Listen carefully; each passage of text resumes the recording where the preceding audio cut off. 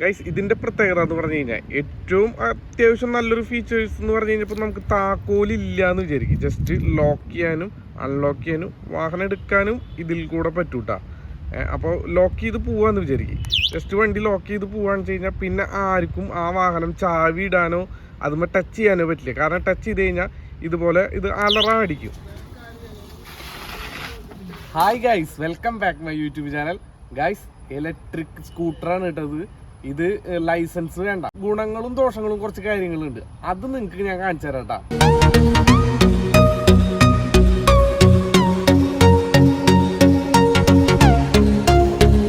Guys, ഇതാണ് ഞാൻ വാങ്ങി ഉപയോഗിക്കുന്ന ഇലക്ട്രിക് സ്കൂട്ടർ കേട്ടാ. അപ്പോൾ മേടിച്ചിട്ട് അധികം നാളായിട്ടില്ല, കുറച്ച് നാളായിട്ടുള്ളൂ. അപ്പോൾ ഇതിൻ്റെ ഉപയോഗിച്ചുകൊണ്ടുള്ളൊരു ഗുണനിലവാരം കാര്യങ്ങളൊക്കെ ഞാൻ ഇതിലൂടെ നിങ്ങൾക്ക് പറഞ്ഞു തരാം കേട്ടോ. അതായത് മക്കായി എന്ന ബ്രാൻഡിൻ്റെ വണ്ടിയാണ് സുപ്പിഡോ. ഇതാണ് ഈ കമ്പനിയുടെ പേര്.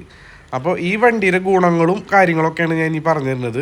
അതായത് നമുക്കിപ്പോൾ അത്യാവശ്യം ചെറിയ കാര്യങ്ങൾ, അതായത് ഒരു കോളേജിലേക്ക് പോവുക, സ്കൂളിലേക്ക് പോവുക, സ്കൂളെന്ന് വെച്ച് കഴിഞ്ഞാൽ വാഹനങ്ങൾ കൊണ്ടുപോകാൻ പറ്റുന്ന സ്കൂളിലേക്ക് പോവുക, അങ്ങനെയുള്ള അതായത് ചെറിയ ചെറിയ ഒരു 10 കിലോമീറ്ററിനുള്ളിലുള്ള ജോലി സ്ഥലത്തേക്ക് പോവുക, അങ്ങനെയുള്ള കാര്യങ്ങൾക്കൊക്കെ അടിപൊളിയായിട്ട് ഉപയോഗിക്കാൻ പറ്റിയൊരു ഇലക്ട്രിക് സ്കൂട്ടറാണ് കേട്ടത്.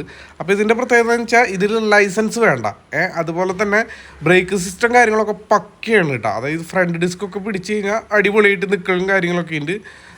അപ്പോൾ ഈ വണ്ടീനെ കുറിച്ച് പറയുകയാണെന്ന് വെച്ചാൽ നമുക്ക് ചാർജ് ചെയ്തുകൊണ്ട് ഉപയോഗിക്കാം. പിന്നെ ഫസ്റ്റ് പറയുകയാണെന്ന് വെച്ച് കഴിഞ്ഞാൽ ഇതിൻ്റെ മീറ്റർ ഭാഗം നോക്കുകയാണെന്ന് വെച്ച് കഴിഞ്ഞാൽ കണ്ട 25 കിലോമീറ്റർ സ്പീഡിൽ മാത്രമേ വണ്ടി പോവുള്ളൂ.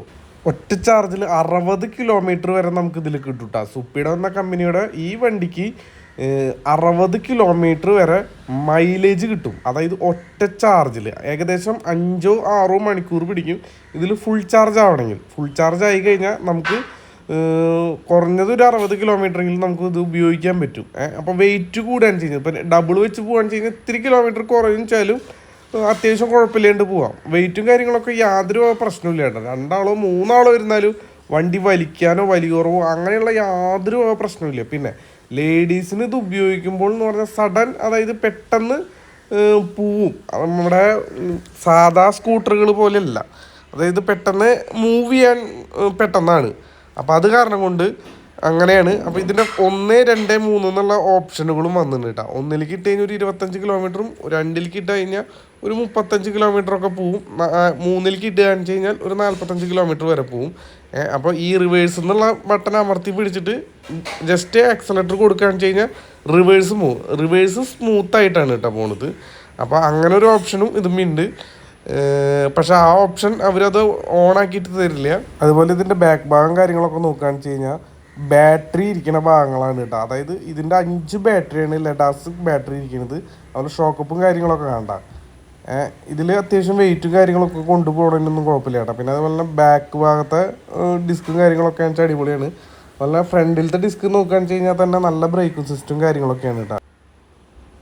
ഇതിൻ്റെ ഡിസ്കും കാര്യങ്ങളൊക്കെയാണ് കേട്ടോ. അപ്പോൾ അങ്ങനെയാണ്. ഇനിയിപ്പോൾ ഇതിൻ്റെ ദോഷം എന്ന് പറഞ്ഞു കഴിഞ്ഞാൽ വേറെ ഒന്നുമില്ല. നമുക്ക് ഇപ്പോൾ അത്യാവശ്യം വല്ലയിടത്തേക്കും പോകണമെന്ന് വെച്ച് കഴിഞ്ഞാൽ അത്രയും പെട്ടെന്നുള്ള സ്പീഡിലും കാര്യങ്ങളൊന്നും ഇതിൽ പോകാൻ പറ്റില്ല. ഇപ്പം നമ്മുടെ ലോക്കൽ ഏരിയയിലൊക്കെ അത്യാവശ്യം സ്പീഡിൽ പോകാൻ വെച്ച് കഴിഞ്ഞാലും നല്ല, അതായത് ഹൈവേ ഭാഗങ്ങളിൽ വണ്ടി കയറി കഴിഞ്ഞാൽ 25 എത്തി കഴിഞ്ഞാൽ 25 കിലോമീറ്റർ